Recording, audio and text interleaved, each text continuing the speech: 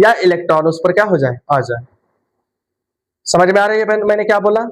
और अगर मैंने कहा कि किसी वस्तु से या तो इलेक्ट्रॉन निकल जाए या इलेक्ट्रॉन आ जाए, तो इलेक्ट्रॉन के कारण ही आवेश होता है, और किसी वस्तु से इलेक्ट्रॉन जब भी निकलेगा तो 1 2 3 4 यानी कि पूर्णांक के रूप में ही निकलेगा।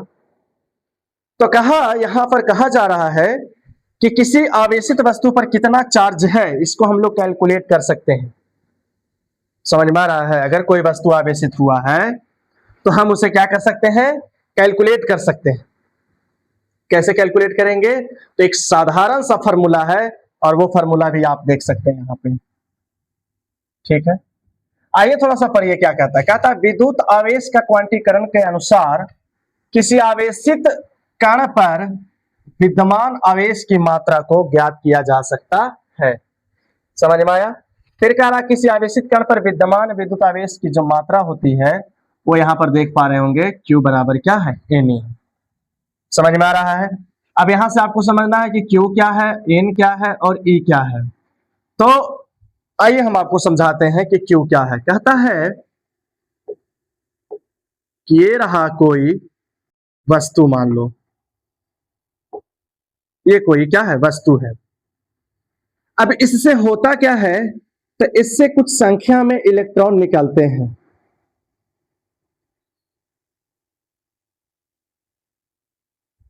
इलेक्ट्रॉन्स क्या होते हैं, निकलते हैं।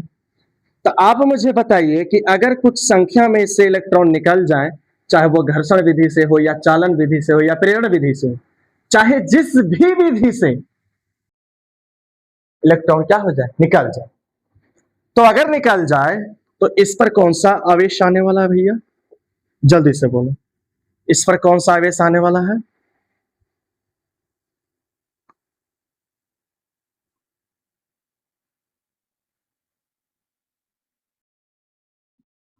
हमने कहा इलेक्ट्रॉन से इस पर क्या हो रहा है, निकल रहा है, तो इस पर कौन से आवेश आएंगे, तो बिल्कुल प्लस चार्ज।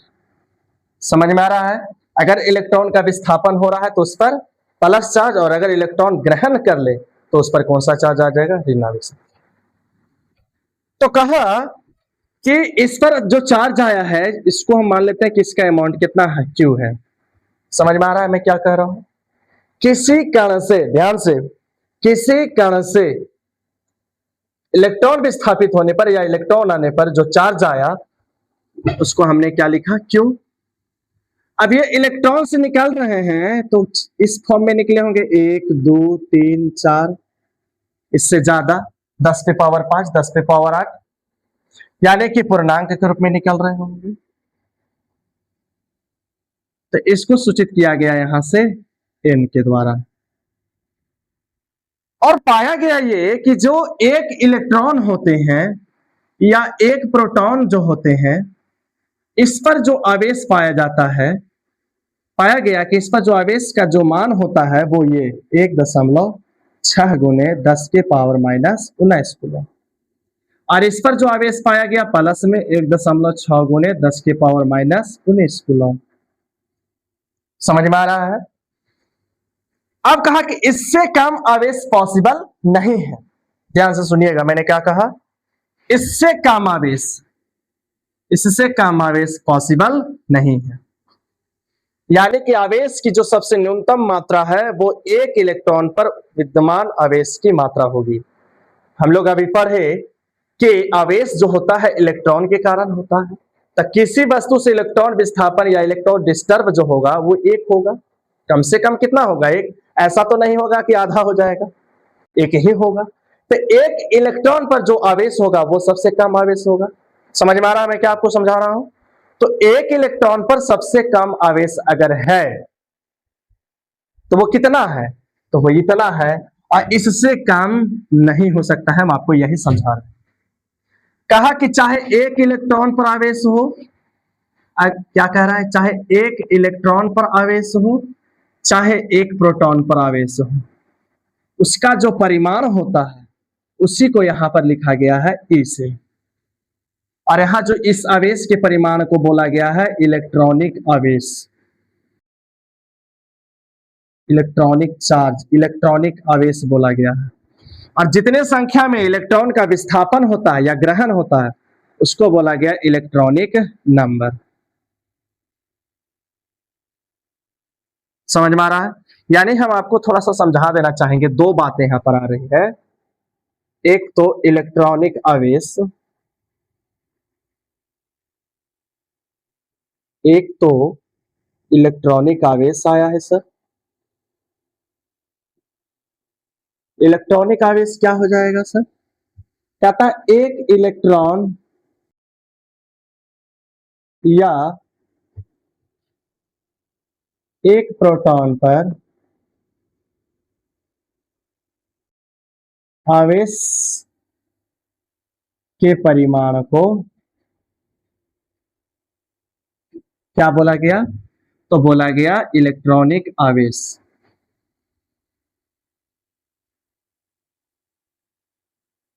क्या बोला गया मेरे प्यारे बच्चों, जल्दी से बताओ। इलेक्ट्रॉनिक आवेश कहा जाता है और इसे सूचित किया जाएगा, इसे ई द्वारा सूचित किया जाता है। समझ आ रही है बातें? किसके द्वारा सूचित किया जाता है? तो ई द्वारा सूचित किया जाता है। मतलब किसी एक इलेक्ट्रॉन पर आवेश हो या किसी एक प्रोटॉन पर जो आवेश हो, समझ में आ रहा है, उसका परिमाण मोड चढ़ा दिए हैं, उसका परिमाण को ही बोला गया क्या? इलेक्ट्रॉनिक आवेश। ठीक है। और यहां पर देखा गया कि इसका जो मान है वो कितना थे? 1.6 गुने 10 के पावर माइनस 19 कूलम, ये मान पाया गया। यहां से एक और बात निकल करके आता है कि सर अगर हम कहें कि एक इलेक्ट्रॉन पर आवेश कितना होएगा, तो एक इलेक्ट्रॉन पर आवेश कौन सा होता है? तो माइनस। तो मैं यहां लिख सकता हूं -1.6 गुने 10 के पावर माइनस 19 को माइनस में। क्लियर हो गया? और अगर हम कहें कि एक प्रोटॉन पर आवेश, तो वो हो जाएगा 1.6 गुने 10 के पावर माइनस 19 को। समझ में आ गया? फिर इसके बाद इसमें आया है एक इलेक्ट्रॉनिक संख्या। इलेक्ट्रॉनिक संख्या, इलेक्ट्रॉनिक संख्या क्या है? कहता आवेशन के क्रम में, आवेशन के क्रम में किसी वस्तु से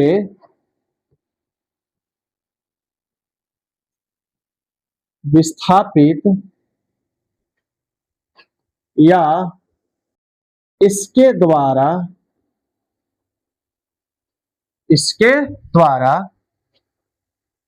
ग्रहण किए गए इलेक्ट्रॉन को, इलेक्ट्रॉन की संख्या को इलेक्ट्रॉनिक संख्या,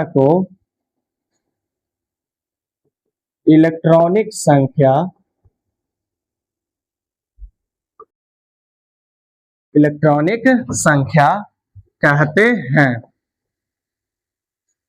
और इसे स्मॉल n द्वारा सूचित किया जाता है। और यहां से n का जो मान होगा है ना, 1 2 3 4 5 6 7, प्लस में भी हो सकता है और माइनस में भी हो सकता है। तब यहां से एक और सवाल उत्पन्न हो गया सर कि प्लस में कब लेंगे और माइनस में कब लेंगे? n का मान जो है दो तरह से आया है, एक तो पॉजिटिव भी हो सकता है और या तो फिर n का मान जो है से क्या हो सकता है? निगेटिव भी हो सकता है। तो पॉजिटिव कब लेना है? तो सिंपल सी बात है कि अगर कोई वस्तु है और उससे n इलेक्ट्रॉन क्या हो रहे हैं? निकल रहे हैं। तो अगर n इलेक्ट्रॉन्स निकल रहे हैं तो फिर n क्या हो जाएगा? पॉजिटिव हो जाएगा।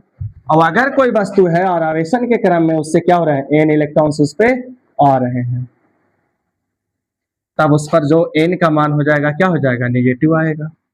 और सिंपल बात यह है कि अगर इलेक्ट्रॉन इस पे निकल रहे हैं तो वैसे भी इस पर चार्ज क्या होना चाहिए? पॉजिटिव। और इस पर इलेक्ट्रॉन आ रहा है तो इस पर चार्ज क्या होना चाहिए? नेगेटिव। समझ में आ रहा है? तो अगर हम आपसे कहें कि यहाँ Q का फॉर्मूला बताइए, तो Q बराबर क्या लगना चाहिए? प्लस n ही लगना चाहिए। लगना चाहिए कि नहीं लगना चाहिए? क्यों? क्योंकि इलेक्ट्रॉन क्या हो रहा है? उत्सर्जन हो रहा है, इसलिए उस पर धन आवेश। और इस पर कहे कि चार्ज कितना आएगा तो Q बराबर माइनस।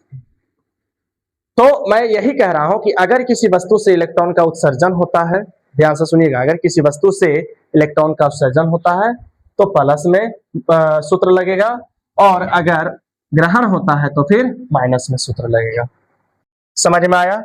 और यहाँ अभी अभी हम लोगों ने क्या देखा कि सबसे कम चार्ज किस पर होता है, या हम सॉरी ये कह रहे हैं कि न्यूनतम जो आवेश का परिमाण होता है वो किस पर होता है, इलेक्ट्रॉन पर। क्यों? मैंने अभी कहा कि एक इलेक्ट्रॉन किसी से निकलना होगा या आना होगा तो कम से कम कितना, एक, तो एक इलेक्ट्रॉन पर जो चार्ज होगा वो इलेक्ट्रॉनिक आवेश, और उससे कम आवेश नहीं हो सकता।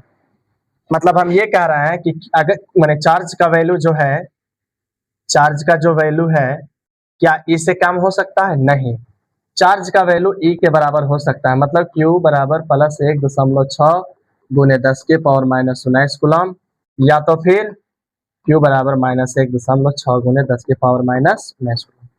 इससे कम नहीं हो सकता। इससे कम का मतलब 1 गुने 10 के पावर माइनस 19 कूलम नहीं हो सकता है, या हम कहें 1.6 गुने 10 के पावर माइनस 19, यहाँ माइनस 20 कर देते हैं, ये चार्ज पॉसिबल नहीं।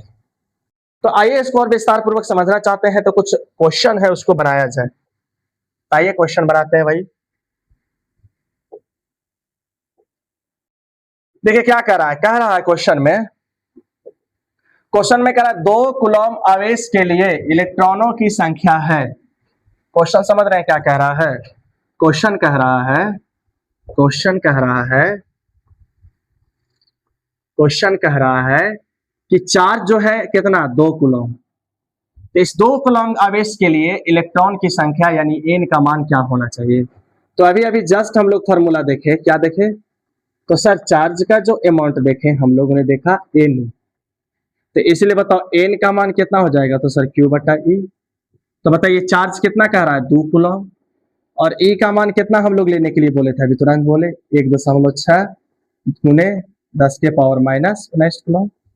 अब यहाँ पे क्या करें, पॉइंट हटाएंगे तो यहाँ हो जाएगा 20, 4 चौके 16, 5 चौके 20, है ना। अब 5 में 4 से भागा देंगे तो 1, है ना, 1, 4 दूनी 8, 4 पचे 20, और यहाँ पे माइनस 19 ऊपर जाके प्लस 19।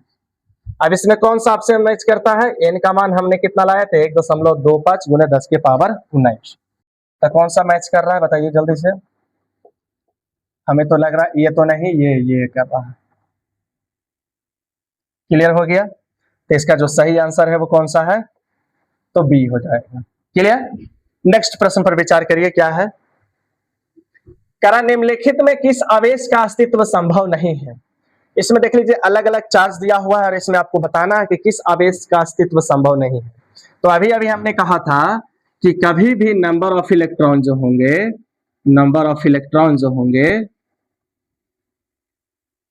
वो क्या होंगे, तो हमेशा पूर्णांक होगा। पूर्णांक मतलब समझ रहे हैं ना, जब भी आएगा पूर्णांक फॉर्म में आएगा, 1 2 3 4 फॉर्म 5 फॉर्म में आएगा। और एक चीज और हम कह सकते हैं कि अगर ये चीज पर भी फोकस कर लीजिए कि चार्ज का मान जो होता है, चार्ज को जो मान होगा वो ई से या तो बड़ा या उसके बराबर। समझ में आया?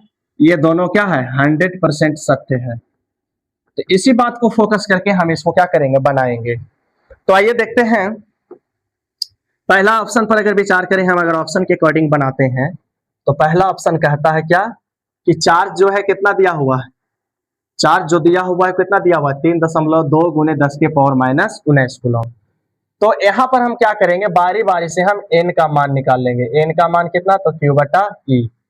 यहाँ देख लीजिए n का मान यानी नंबर ऑफ इलेक्ट्रॉन निकालिएगा तो दम स्पष्ट हो जाएगा ये क्वेश्चन, Q बटा E।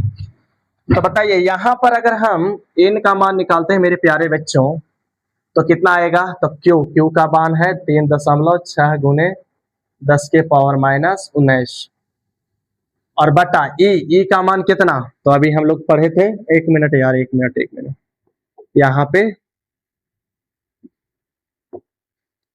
Q का मान कितना है, तो 3.2 गुने 10 के पावर माइनस 19, और E का मान हम लोग पढ़े 1.6 गुने 10 के पावर माइनस 19। अब क्या करें, जल्दी से बोलो, ये वाला से ये वाला क्या हो जाएगा, बाबाधाम चला जाएगा, तो बचा कौन, तो सर ये 16 दूनी के 32। तो मुझे बताइए कितना आया है। तो आया है n का मान 2। मतलब यह पॉसिबल है कि किसी कारण से 2 इलेक्ट्रॉन विस्थापित हो सकते हैं या उस पर 2 इलेक्ट्रॉन आ सकते हैं। इसका मतलब यही ना हुआ, n का मान 2 आया। हमने कहा था कि नंबर ऑफ इलेक्ट्रॉन्स जो आना चाहिए वो पूर्णांक फॉर्म में आना चाहिए, यानी कि यह आवेश अस्तित्व में है। दूसरा पर अगर विचार करें तो कह रहा 6.4 इंटू, आप डायरेक्ट बनाओ। आप डायरेक्ट कैसे बनाए सर? डायरेक्ट बताइए। 6.4 है तो 6.4 गुने 10 के पावर माइनस 19 चार्ज है, और बटा में ई का मान 1.6 गुने 10 के पावर माइनस, ये वैसे ही बाबा धाम 16 चौके 64, यानी 4 आया, यानी ये भी अस्तित्व में है। इस पर विचार कर लेते हैं, शायद ये ना हो। इसमें क्या कर रहा है, सी वाला में क्या कर रहा है, तो यहाँ पर एन का मान निकालो। एन का मान क्यू अपॉन ई, क्यू का मान दे दिया है सर 2.4 गुने 10 के पावर माइनस 19 कूलम, और ई का मान हम लोग जानते हैं 1.6 गुने 10 के पावर माइनस 19। अब क्या करें जल्दी से बताइए। ये से ये चल जाएगा बाबा धाम। अब यहाँ पर बताओ, अगर पॉइंट हटा भी देते हैं तो 24 बटा कितना होता है, 24 बटा 16। अब इसको निकालिए तो 16 एकम 16, 16 8, 16 पचे 80, यानी n का जो मान आया है मेरे प्यारे बच्चों, इस पर फोकस करिए। यहाँ जो n का मान आया है, n का जो मान आया है वो कितना आया है, तो 1.5। इसका मतलब क्या हो गया, इसका मतलब ये हो गया कि किसी कण से 1.5 इलेक्ट्रॉन या तो निष्कासित हो रहा होगा या उस पर आ रहा होगा। लेकिन सच क्या है, इलेक्ट्रॉन जब भी निकलेगा 1 या 2 या 3 या 4 या 5 या उसी के मल्टीपल में, यानी पूर्णांक के रूप में होना चाहिए। तो आप मुझे बताइए कि यह क्या पूर्णांक है, मुझे बताओ क्या यह पूर्णांक है? बिल्कुल नहीं है। 1.5 कैसे पूर्णांक है? तो जब नहीं है तो कह रहा कौन सा आवेश अस्तित्व में नहीं है, तो नहीं है तो भैया इसमें कौन सा हो जाएगा, यही हो जाएगा इसका। क्लियर है? क्लियर है, यही इसका क्या हो जाएगा, आंसर हो जाएगा। यानी कि 2.4 गुने 10 के पावर माइनस 19 कूलम आवेश पॉसिबल नहीं है। ये तो सबसे कम आवेश है, तो ये भी नहीं पॉसिबल। माने ये अस्तित्व में है, ये भी अस्तित्व में, तो ऑप्शन में नहीं होगा। ये अस्तित्व में तो ये भी ऑप्शन में नहीं होगा। तो क्लियर हुआ, आगे बढ़ा जाए। फिर कह रहा यदि किसी पिंड से 1 सेकेंड में 10 पर पावर 9 इलेक्ट्रॉन किसी अन्य पिंड में स्थानांतरित होता है तो 1 कूलम आवेश स्थानांतरित होने में कितना टाइम लगेगा? क्या कह रहा है, समझ में आ रहा है? यहां पे कह रहा है कि 10 पे पावर 9 इलेक्ट्रॉन को किसी आवेश कण पे स्थानांतरित होने में समय कितना लगता है, 1 सेकेंड। अब कह रहा अबरी में क्या किया है, इलेक्ट्रॉनों की संख्या नहीं देकर के चार्ज दे दिया है। कितना कूलम है, तो 1 कूलम। तो 1 कूलम आवेश को प्रवाहित होने में कितना टाइम लगेगा, इसको हम लोग को क्या करना है, कैलकुलेट करना है। तो कैसे किया जाए कैलकुलेट सर? तो सबसे पहले क्या करो कि यहाँ चूंकि Q दे दिया है कितना, चार्ज का मान कितना दे दिया है बताइए, तो चार्ज का मान दे दिया है सर 1 कूलम। तो अगर 1 कूलम दे दिया है तो इसमें इलेक्ट्रॉन कितने होंगे, 1 कूलम आवेश में इलेक्ट्रॉन, या 1 कूलम आवेश बनाने के लिए इलेक्ट्रॉन कितने की जरूरत पड़ेगी, तो सर Q बटा E निकाल लीजिए। तो Q मेरे पास कितना है, तो सर 1 कूलम है, और E 1.6 गुने 10 के पावर माइनस 19, ये कितना हो जाएगा जल्दी से बोलो, तो सर 10 बटा 16 और यहाँ गुने 10 के पावर 19। अब क्या करें, कैलकुलेट करो यहाँ पे।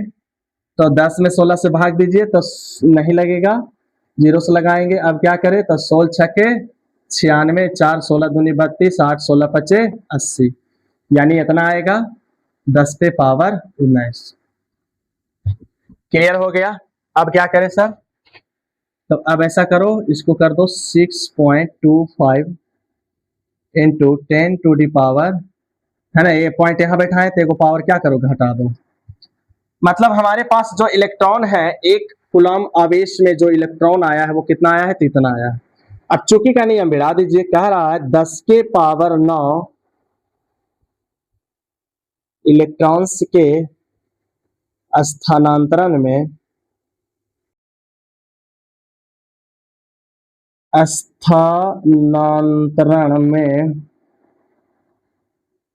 कितना सेकेंड समय लगता है, 1 सेकेंड समय। दाम देखिए, एकदम बच्चा वाला क्वेश्चन अब हो गया, चूंकि का नियम भिड़ाइए। तो इसलिए बताइए एक इलेक्ट्रॉन्स प्रवाहित होने में कितना समय लगेगा, तो 1/10 के पावर कितना 9 सेकेंड।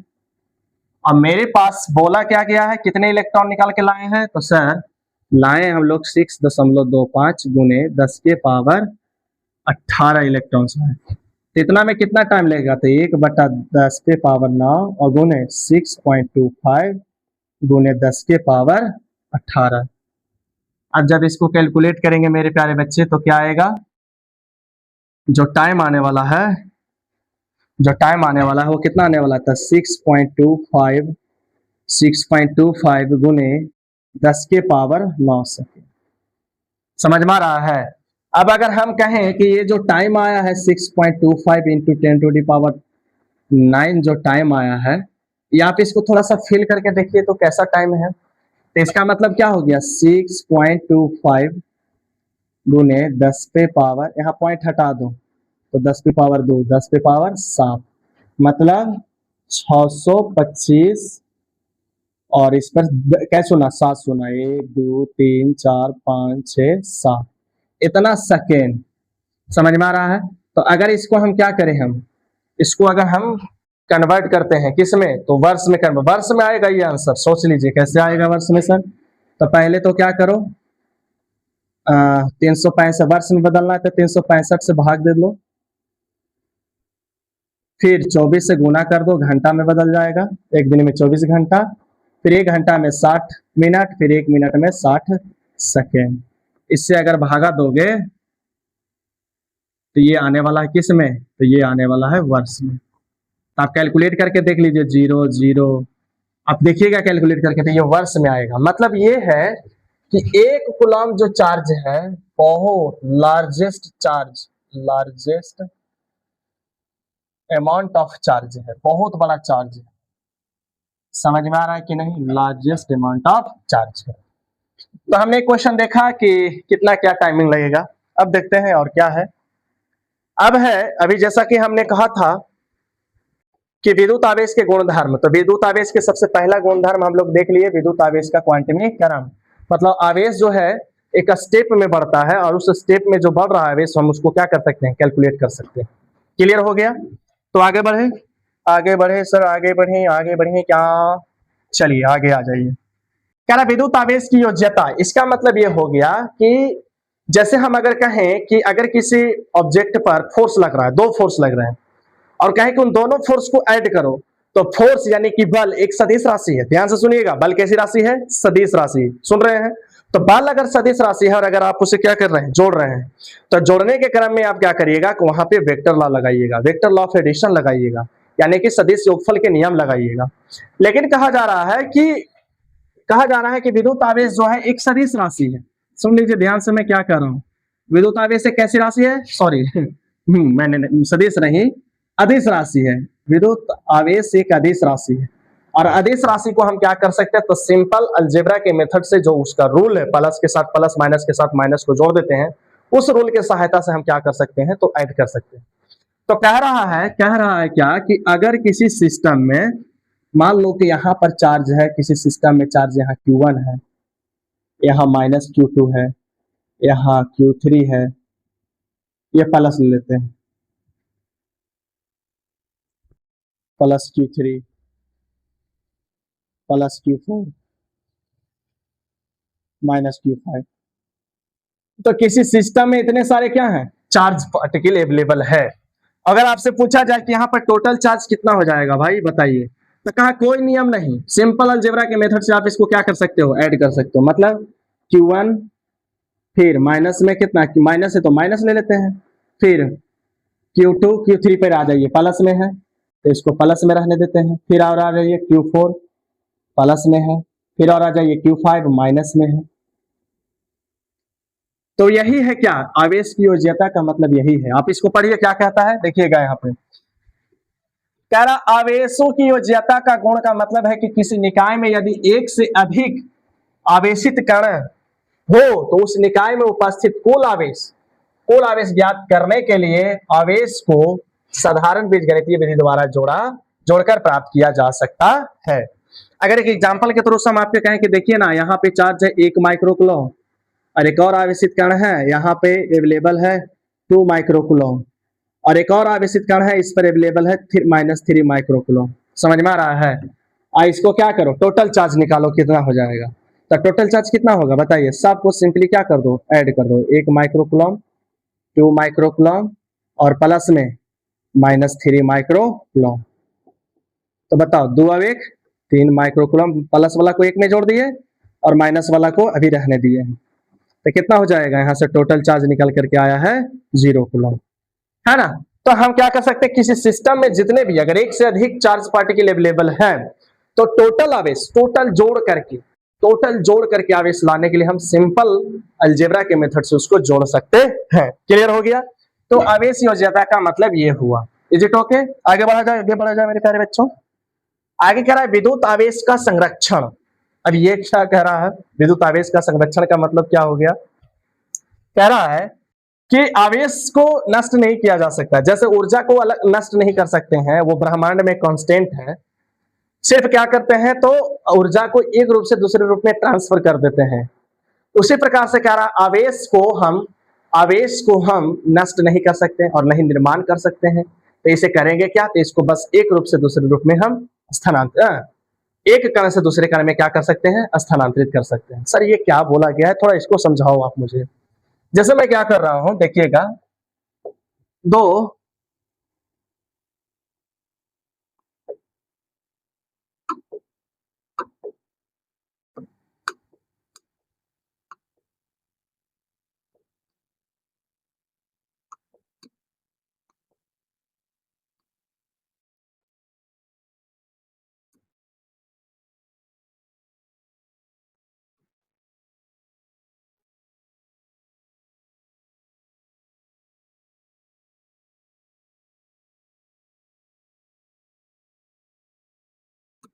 देख लीजिए, है क्या कि इस पर जो आवेश का जो मान है, इस पर जो आवेश का मान है शुरुआत में मान लीजिए कि Q1 है। ओके सर, इस पर आवेश का मान कितना है, Q1 है। और इस पर जो आवेश का मान है, इस पर आवेश का मान जो है क्या है, Q2 है। समझ में आई बात? तो मुझे बताइए यहाँ टोटल चार्ज कितना हो जाएगा। तो सर टोटल चार्ज जो है Q1 प्लस क्या हो जाएगा, Q2। टोटल ऐसे ही निकालेंगे, सिंपल अलजेब्रा मेथड से जोड़ दिए। अब किया क्या गया है कि एक कंडक्टिंग वायर के सहायता से, एक चालक तार के सहायता से इसको हम जोड़ देते हैं। जरूरी नहीं आप इसको सटा भी सकते हैं। अब इसको ऐसा करने के बाद क्या हुआ है, ऐसा करने के बाद क्या हुआ,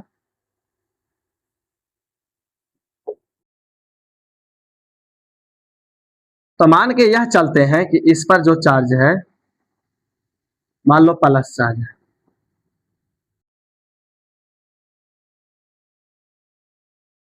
और इस पर भी चार्ज क्या है, प्लस है।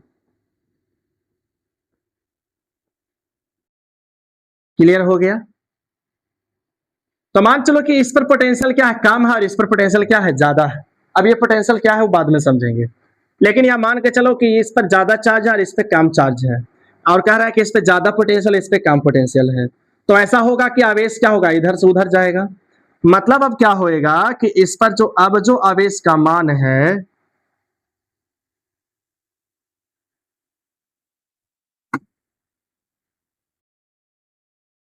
अब जो आवेश का जो मान है अब चेंज हो जाएगा।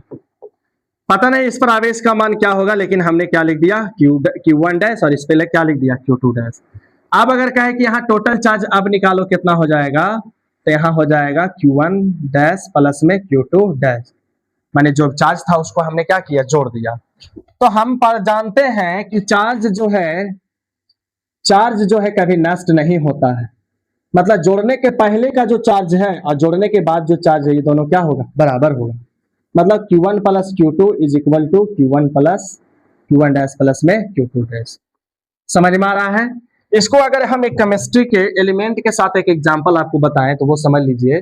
मान लीजिए कि सोडियम है, तो सोडियम के पास चार्ज कितना होता है, तो कोई भी परमाणु है उसके पास होता है 0।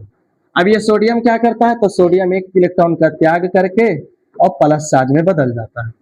तो बताइए इधर भी चार्ज कितना है, 0, तो इधर भी टोटल चार्ज क्या हो जाएगा, टोटल चार्ज निकालो तो क्या हो जाएगा बताओ। तो यहां पर पहले तो प्लस चार्ज हो जाएगा, है ना। तो बताइए इस पर कितना, एक इलेक्ट्रॉन त्याग हुआ है, तो प्लस में ई, एक इलेक्ट्रॉन का त्याग हुआ तो एक प्लस चार्ज है, एक प्लस चार्ज है तो उसको प्लस सी लिख दिए हैं। और यहाँ पे एक इलेक्ट्रॉन को क्या किया है, यहाँ एक इलेक्ट्रॉन है तो उस पर जो चार्ज होता है उसको क्या लिखते हैं, माइनस में। ये दोनों काट करके चार्ज कितना हो गया, 0 हो गया। तब यही समझाने का ट्राई कर रहे हैं ना कि अभिक्रिया के पहले, रिएक्शन के पहले यहाँ जो टोटल चार्ज था 0, और अभी भी टोटल चार्ज कितना है, 0। तो आवेश कभी भी बदलता नहीं है, आवेश का मान क्या रहता है, कांस्टेंट रहता है। तो इसी सिद्धांत को बोला जाता है आवेश संरक्षण का सिद्धांत।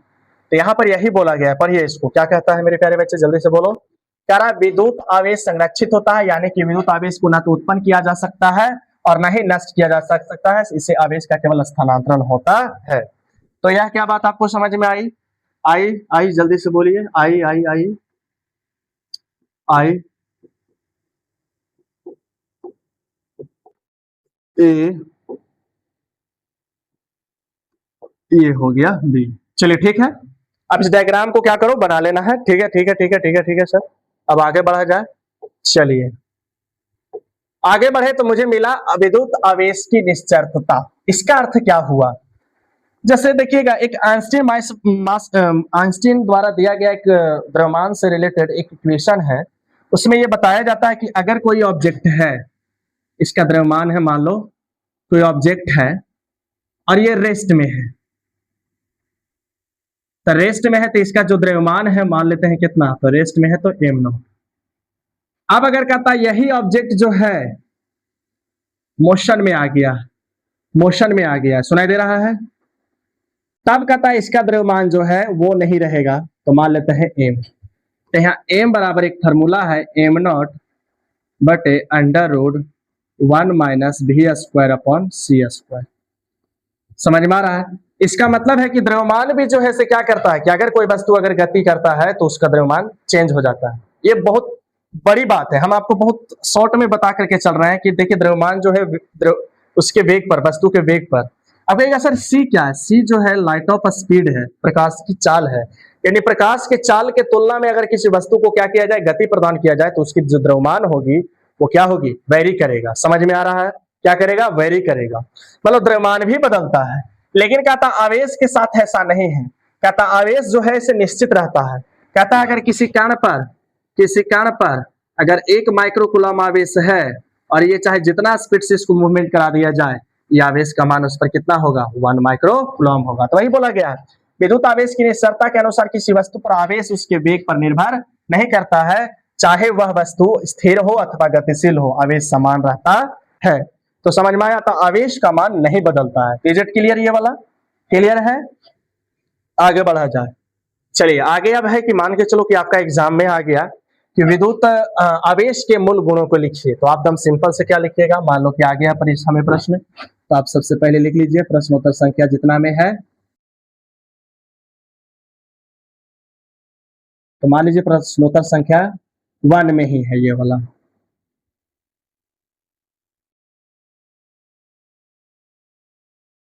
है ना। तो यहाँ पर क्या कह रहा है, विद्युत आवेश के मूल गुण, तो आप लिख लीजिए क्या, आपसे परीक्षा में आएगा कि विद्युत आवेश के 2 मूल गुणों के लिखे, तो यहाँ लिखिएगा के विद्युत आवेश के 2 मूल गुण इस प्रकार है ना। नंबर 1 नंबर 2 लिख दीजिएगा, ठीक है। क्या कर दीजिएगा, आवेश संरक्षित होता है और एक और आवेश योगात्मक होता है। 3 लिखने के लिए कह देता आवेश का क्वांटिमीकरण होता है। समझ में आया। यहां से एक चीज और ध्यान दीजिएगा, परीक्षा में कई बार यह प्रश्न पूछा जा चुका होता है, मैंने पूछा जा चुका है, कहेगा क्या कि आवेश संरक्षण के सिद्धांत को लिखे, आवेश संरक्षण